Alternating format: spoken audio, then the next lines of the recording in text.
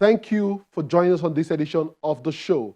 On this week's edition, I speak with a young hacker, now an ethical one, I must say, on how to stay better secured on the internet. Look out for that on the interview segment. We have quite a lot lined up for you, so let's get started. I am Chukwemeka Agbata. Welcome to Tech Trends.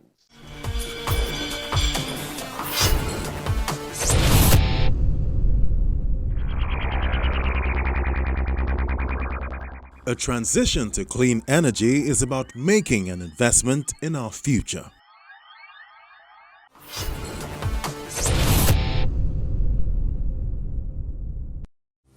Cooking is a basic part of life, and in many rural parts of Nigeria, it's done traditionally with the use of solid fuels like wood or coal, resulting in household air pollution.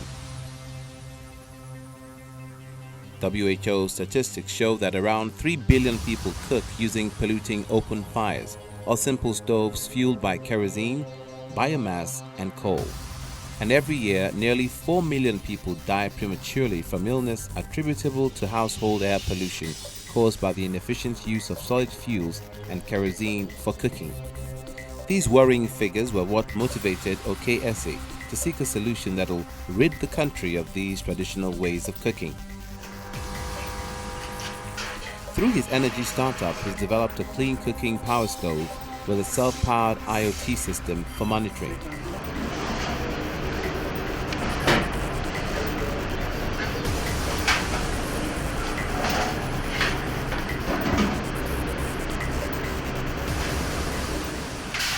The power stove makes use of biomass pellets as fuel, thereby eliminating the use of wood or coal while cooking.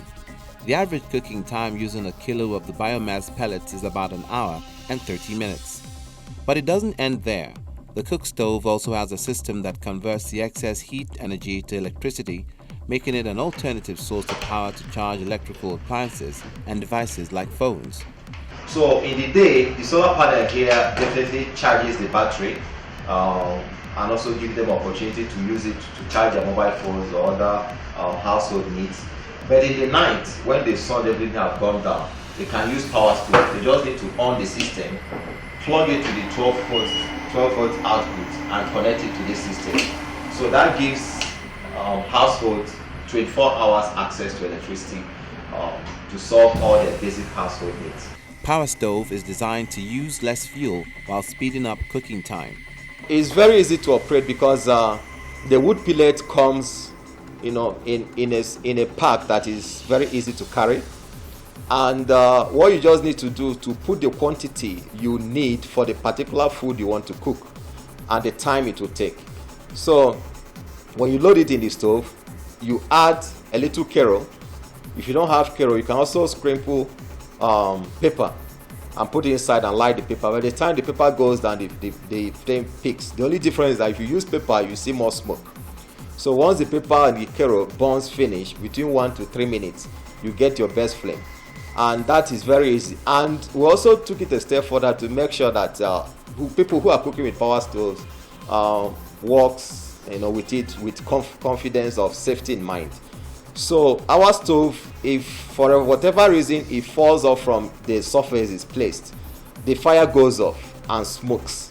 So it doesn't explode like you get when you use gas or kerosene. So that's one of the things we also consider to make sure that the users feel comfortable with what they are using, and we make sure that lives are not placed at risk. Bearing in mind Sustainable Development Goals 4, 5, and 7, OK is determined to solve social issues associated with cooking. One is access to clean energy for cooking and lighting. We are solving that problem in last mile communities. We are solving access to gender inequality. Our culture is biased towards women taking care of the kitchen, cooking, and gathering fuel and etc. But that also puts them in the harm's way. So what we are doing is that we are giving them an alternative to make sure that they don't need to take that risk again. We are providing access for children to complete their education, their homework, by giving them access to lighting points. So when they come back from school, they can be able to continue their night activities even when the dark night has fallen. So we're improving access to quality education. Like every other startup, there were hiccups faced on OK's entrepreneurship journey. Our first challenge was power. Electricity is a challenge. When you want to do manufacturing in Nigeria, people can now come to terms with the magnitude of the problem. The second problem we have when we started was appreciating our product. We're in an environment that when you start a new product and the face is a Nigerian, they tend to have a lot of bias, quality control, etc. So it took us almost 2 years to convince Nigerians that Power Stove is here to stay, and we are out to provide them with a quality product that is competitive with any other products you can source elsewhere. Manufacturing is capital intensive, is asset heavy. If we want to increase our production, say from 1,000 to 2,000, we'll need an investment of almost $100,000. So if you go to local banks, they'll ask for collaterals. And we don't have collaterals that have CFO and etc. We're a startup. And you need to provide a collateral of over 300% of what you are picking. So it was a challenge for us to get such funds to scale. But we found a way around it by going outside Nigeria to get funding to increase our capacity. There are different health risks associated with household air pollution, and Okay's Power Stove, which doubles as an energy source, could be an efficient way to provide affordable clean energy for people.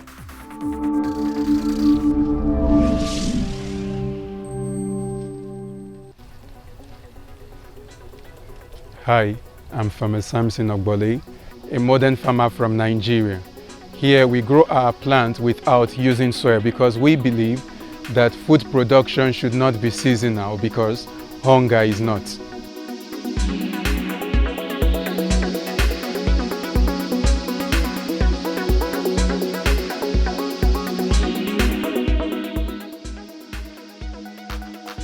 These are labs, but they aren't just any kind of laboratory. They are farm labs. And in here, this modern Nigerian farmer is revolutionizing agriculture by growing plants without soil.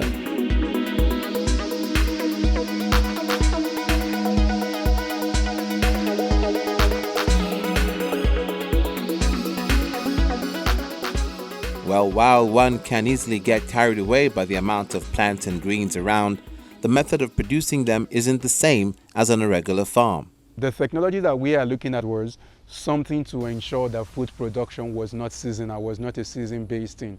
So we needed to understand why was it that traditionally the food production had always been seasonal. We realized that it had to do with first a change in weather pattern per time, and this change in weather pattern would also go ahead and affect the soil, which would affect its ability to support the growth of plants.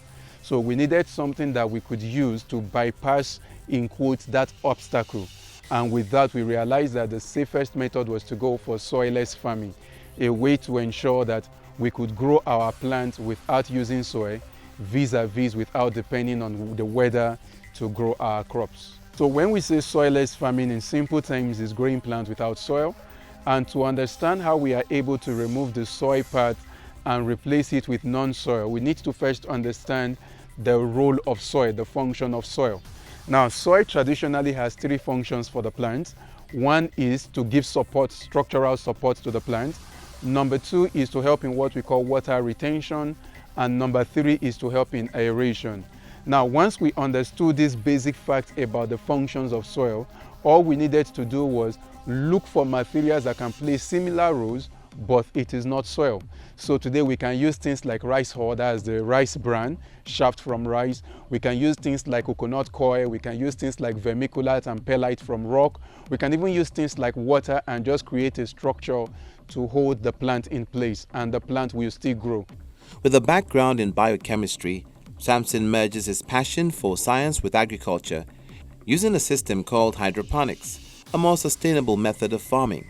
Hydroponics is basically growing plants without soil in a substrate-rich medium. Now, hydroponics has different types. Aeroponics is a type of hydroponics. So when we say aeroponics, it simply means that we are growing the plant in a nutrient-rich medium where the roots of the plants are suspended in air. We are not doing that here at the moment because of light constraint.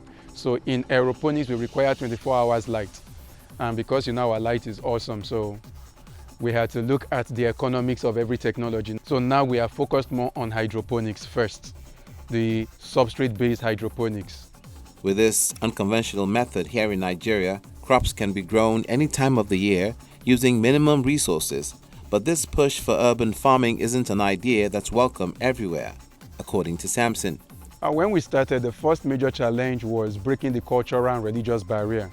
We are very traditional people / religious people who believe everything that is not natural is satanic.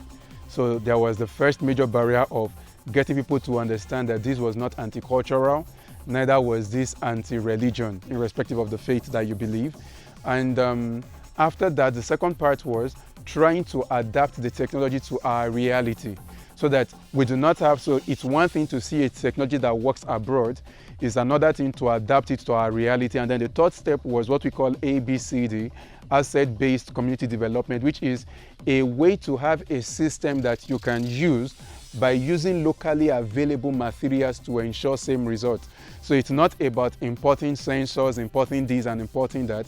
Instead, understand the principle, then look for materials that we have locally available to ensure easier adoption. And we realized that that went a long way, because when we started initially and you had to import a whole lot of things, people saw it as foreign. And whatever we see as foreign when it comes to technology, we tend to see as expensive.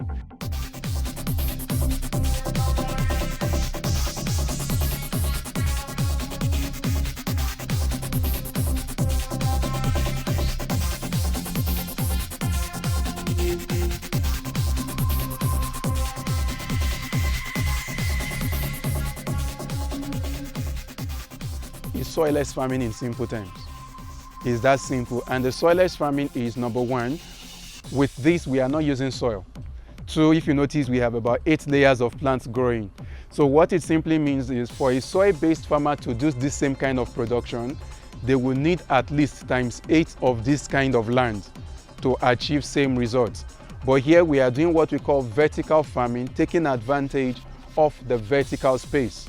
Number two, because we are the one that is controlling the kind of substrates that we are using, we determine when we supply water. So with this, it's not like regular rain that you bring in so much water, the plant cannot use everything, so most of the water goes to waste. But here, whatever we supply is based on what the plant requires. And what this means in essence is we are able to save on water by over 90%. In Nigeria, apart from oil, agriculture is another sector that provides for many Nigerians and employs a good percentage of the labor force. But several factors stifle the growth of the sector. Samson Ogwole is not the only innovative farmer in this space, but with his adoption of hydroponics to grow plants, this method can make just about anyone a farmer, thereby increasing food production and security.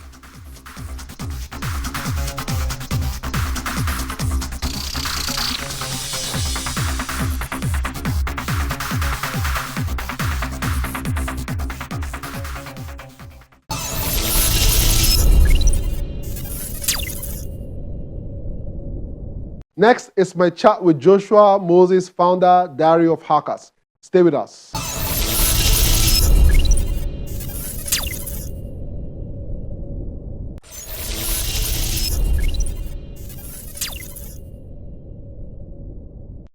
Statistics from Cybersecurity Ventures predicted there will be a ransomware attack on businesses every 14 seconds at the end of 2019 and every 11 seconds by 2021.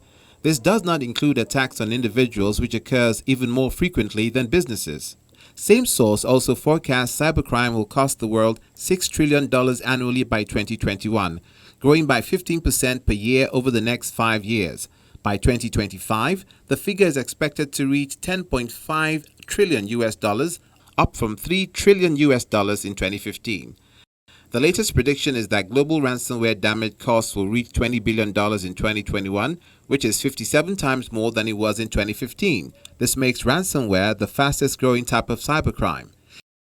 Cybercrime is the greatest threat to every company in the world and one of the biggest problems with mankind. In 2020, there was a need for an ecosystem of remote work to avoid the COVID-19 pandemic, causing an increase in cyber attacks and breaches. Some governments, organizations, companies, and even individuals were not prepared for the digital makeover, so most paid a heavy price for such attacks. As the global cyber surface expanded, Hackers took advantage of the gaps in new remote work environments. They stepped up their game and expanded their attack surface to unsuspecting and unprepared environments. Now that working from home has become commonplace, governments, organizations, and individuals need to secure their access and step up security tools to prevent a hack on their networks, because no matter how advanced their defenses are, hackers are continuously devising new methods to get more sophisticated as they gain access to confidential data. Joshua, glad to have you on the show today. Thank you so much for having me. What does cybersecurity mean to you? All right, so as we all know, the world is already in a digital form, is in a digital age, and so we need the cybersecurity to protect these digital assets, the infrastructures, the technologies, the processes, and the people that are using this technology. So cybersecurity is more than that, but at least it encompasses these three things I've mentioned. Okay, so give us an example of digital assets that need to be protected. Now, take for example the bank. The bank uses technology to run everything whatsoever we're doing, maybe making transactions or deposit. And so think about it that whenever you put your money in the bank, you have your whole sweat, you put it in the bank. And so the criminals are actually after the value that is in the bank. And so they can actually put in their efforts to ensure that this money that is in the bank are actually taken away. So cybersecurity is about protecting what you have in the bank. Organizations run most of their information whatsoever they're running via technology. Their information are stored digitally. So if such information is not really protected, it can be attacked or used whatsoever method they want to use to do it. Ransomware is also there. The attackers can actually send a ransomware to the bank or whatsoever organization, and then getting your files back or whatsoever will be very difficult for you unless you pay a ransom. And if you don't have that ransom to pay, you will be really dealt with. So cybersecurity is all about the proactive measures that are being implemented to avoid all these kind of circumstances. You understand? Speaking about ransomware, recently there was a major ransomware attack on the U.S. Gas pipeline. And that caused fuel scarcity. How worried should Nigerian businesses be about, such a possibility? Awareness is one of the things that's really killing us in Nigeria, because how many organizations have actually read and understood the risk or the fortune it cost this U.S. government to you understand, to be able to put that the attack that was carried out. So we need to be aware of the things that are really happening, the value that are being placed in our data and information. We don't really value information. We don't value information in Nigeria, and that's why such things are still happening. So when we value information, when we value the PIIs we have, the informations of people, it will be very difficult for the attackers to gain, because you already have the idea of how costly our data are. Joshua, would you classify yourself a cybersecurity expert or a hacker? What would you classify yourself as? Actually, I'm a cybersecurity student, but a very passionate one. I'm also a cybersecurity expert per se, because we've been taught a lot in our school, the way attackers work, the way we need to the countermeasures we need to use, and all of that. So Joshua, I'd like to know, how easy is it to hack a phone or a computer? Now, I know you have told me you're an ethical hacker, and I agree and I believe you, right? But I just want my viewers to know and understand that, some things, people expose themselves too much. So, take it on, share with us. All right, cool. It's as easy as opening a PDF file. It's as easy as opening a PDF file, because, hacking is a skill and it's very easy. And once there is what we call exploits, there's what we call payload. Payload can be embedded in pictures, payload can be embedded in MP3, payload can be embedded in Microsoft Word document and PDF, whatsoever file format at all. And immediately you open it on your phone. Maybe you have been sent an email or anything, and it can be an email, it can be an invoice. and it can be a letter of employment or anything. And once you open it, if proper measures are not put in place, immediately you open it via your phone or your PC or whatever means at all, it will give the other person, that is the hacker or the attacker, an access to your device. You understand? So there's what we call meta session. It will open and everything. The person can snap you, the person can record your voice, the person can take your video, the person can check your call logs, your messages, and all of that. You need to be careful of whatever you're opening, the PDF files and whatever you're opening. And guess what, Joshua? I always have my camera cover. It's always activated. Actually, I also have one here. Because you don't know when and where it will happen. So you need to be at alert. And I also hear that there is also the mic cover where you also block the microphone so that your voice is will not be late. Yeah. Okay, interesting one. Let's go to social media, right? A lot of people today, their lives are on social media, right? What's your take on that? I mean, social media is where the main information gathering starts from. We have stages of ethical hacking or hacking, whichever, and there's what we call information gathering and reconnaissance. And the information that are publicly available is where we start from. You understand? So if you post that you are having your birthdays on 17th, and as an arm robber or whichever I am, I can say, okay, on 17th, this is where she's going to. She's traveling to this place on 18 or whichever. You understand? So this our friend will be there, or maybe even your friend, because cybersecurity really is everybody's concern, and it's just like an hygiene. Once you don't take care of your cybersecurity or your cyber hygiene, you might affect other people. So if your friend posts that you are having a birthday party at the poolside in so hotel, and then of course they will know that you will be there definitely. And you post it, the attacker gets information, it starts gathering information. You understand? So it's as easy as that. You snap picture and your ATM card is showing a bit. I mean, nothing is really secure 100%. We don't have 100% security yet. So posting on social media should really be limited. Don't post anything sensitive. If you're not adding value to people on social media, your post should not go out. Joshua, what university are you, or what level are you now? I am in the Federal University of Technology, MENA, studying cybersecurity science. I am actually in my final years, 500 level. Interesting. We wish you all the best. I know on a future edition of the show, I will want you to do a demo of how a phone can be penetrated. Hope you'll do that. Sure, definitely. I'll be glad to do that. All right, Joshua, it's been a pleasure chatting with you today. I wish you all the very best and keep building. Thank you. Thank you so much for having me. It's a pleasure.